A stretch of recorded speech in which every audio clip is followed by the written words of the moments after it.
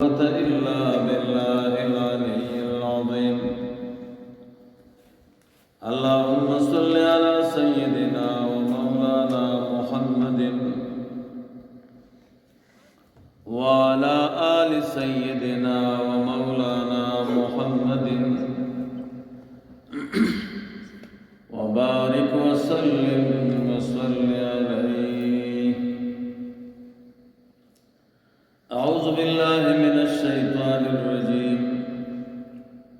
بسم الله الرحمن الرحيم. قد أفلح من زكاها وقد خاب من دساها. صدق الله مولانا العظيم وصدق رسوله النبي الكريم الأمين.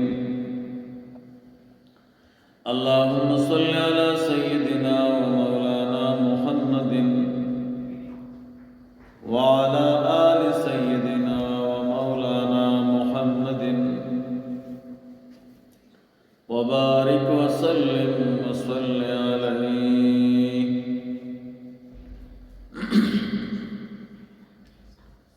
حضرت ملنگ سے مبارک دامت برکاتهم وفیوزاتهم علینا وعلیکم د حکم و د اجازه نه بعد زمونږ استاسو بحث روان دی د مکتوبات شریف دا اولنۍ حصې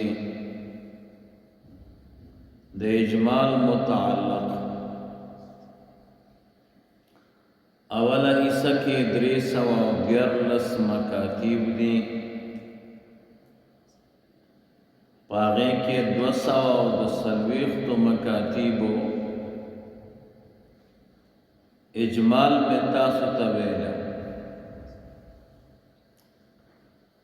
اوس دا غي باقی حصہ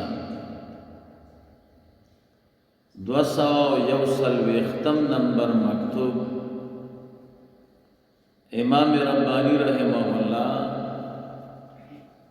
دا لیکل دے مولانا محمد صالح رحمہ اللہ.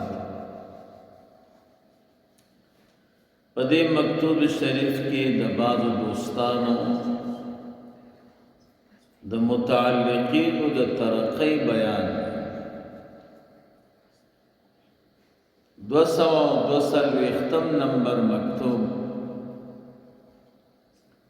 دا امام ربانی رحمہ اللہ لکھل دے مولا بدیع الدین رحمہ اللہ.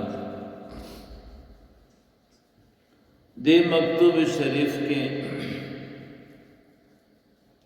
بعض سوالونا چل امام ربانی رحمہ اللہ نشویو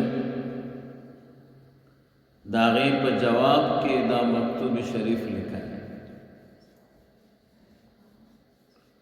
243 نمبر مکتوب دا امام ربانی رحمہ اللہ لکھل دے مولا ایوب محتسب رحمہ اللہ. دے مکتوب شریف کی بیان دا ترغیب دے دا طریق علی نقشبندی مبارک چې تمام طرقو کې د ټولو نه اعلی طریقه دا نقشبندی مبارک. 243 نمبر مکتوب دا امام ربانی رحمہ اللہ لکھل دے مولا محمد صالح کولائی رحمہ اللہ. دے مکتوب شریف کے د دو خبر و بیان ہے. یو امام ربانی رحمہ اللہ تا